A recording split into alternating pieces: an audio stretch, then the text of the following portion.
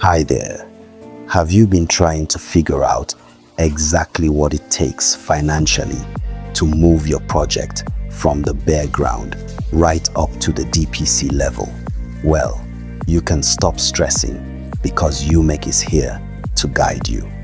In today's video, we are breaking down the entire on-site workflow, and we will also give you the exact material, quantities, and current market costs for building this 5-bedroom semi-detached duplex. Make sure you stay tuned as we walk you through it all.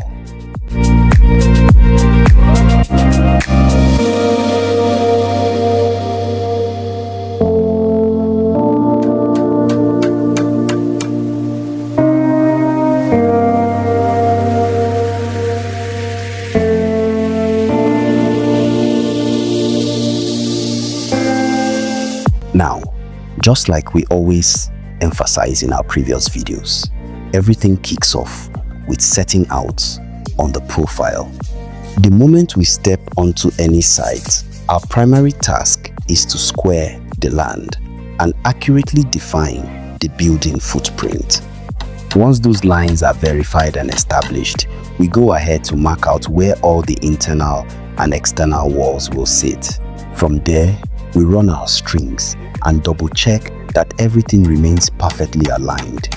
As soon as we are sure the lines are 100% square, we pour sand along the lines to give us a clear visual, exactly like what you're seeing here, highlighting all the foundation trenches on the ground floor.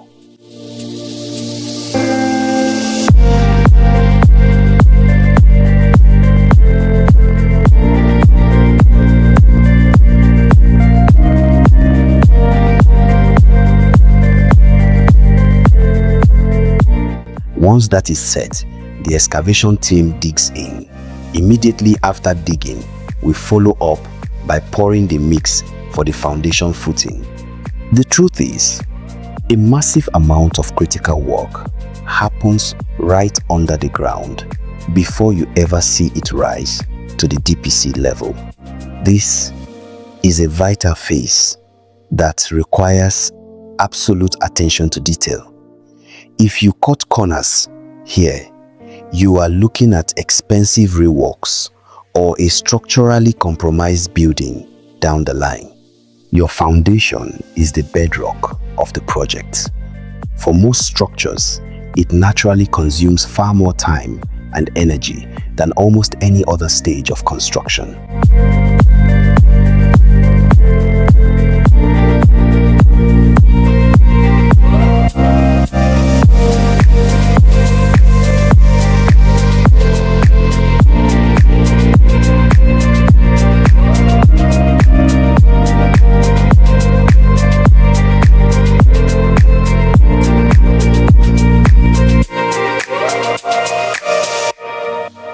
And it's crucial to point out that no two buildings are identical. This is exactly why every project must strictly adhere to its specific structural drawings and engineering designs. A structural blueprint meant for a building on a specific plot of land might be completely wrong for that exact same building in a different neighborhood or soil condition. So, you must always factor in the location and let that soil profile dictate the engineering design. Ultimately, what functions perfectly for a site in one area might fail completely elsewhere. You must take extra care to ensure your execution matches the specific demands of your site location.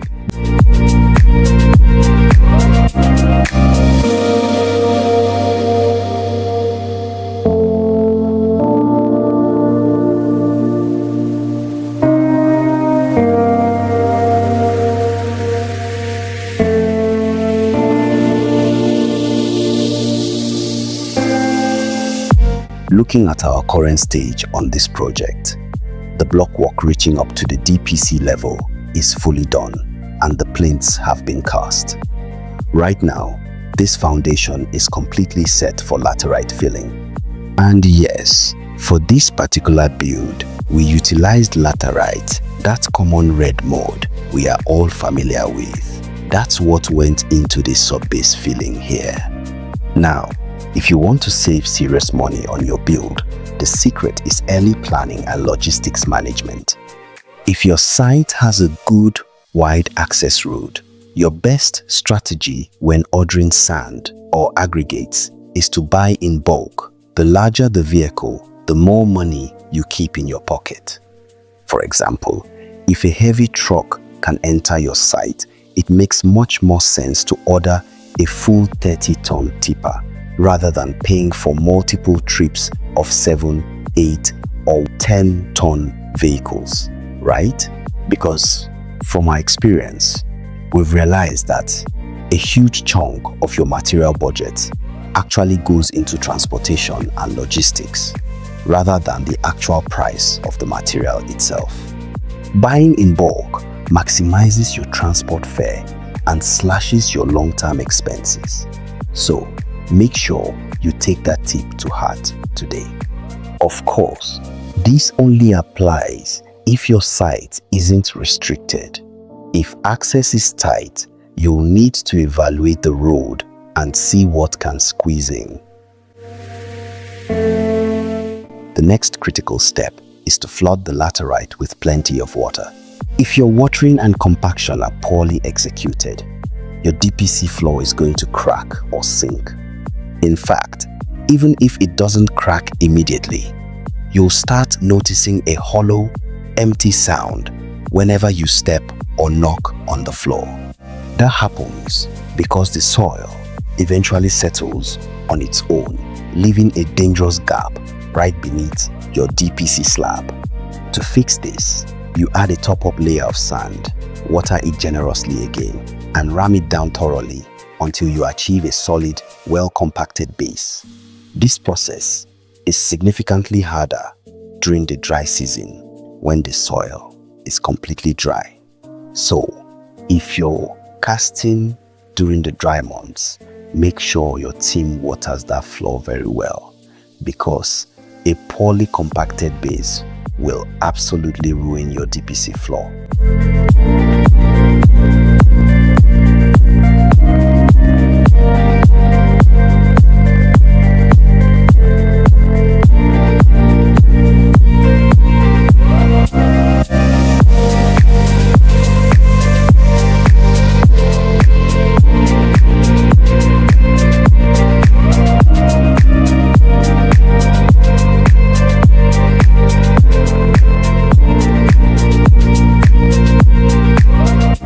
So, right after completing the compaction at the DPC level, we lay down our DPM waterproof nylon and proceed to cast the DPC floor.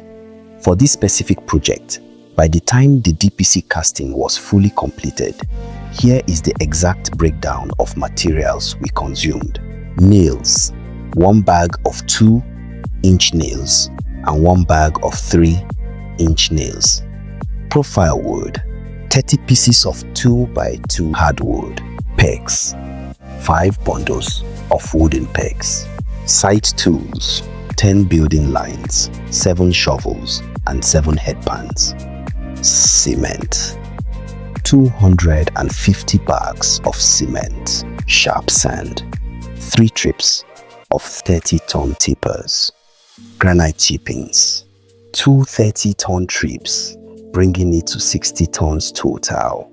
Iron rods, reinforcement, 40 lengths of 16mm rods, 140 lengths of 12mm rods, 50 lengths of 10mm rods, binding wire, 2 rolls, blocks, 2,500 pieces of 9-inch vibrated blocks, filling sand, 13 trips of 30-ton trucks, DPM, waterproof membrane, 2 bundles, formwork boards, 150 pieces of construction boards.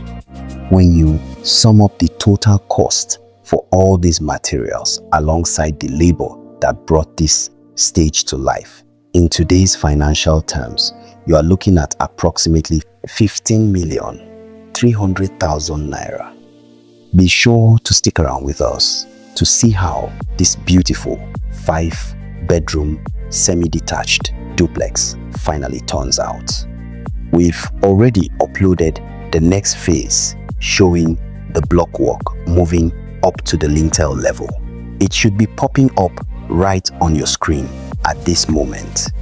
Thank you so much for riding with us this far, and we'll see you in the very next video.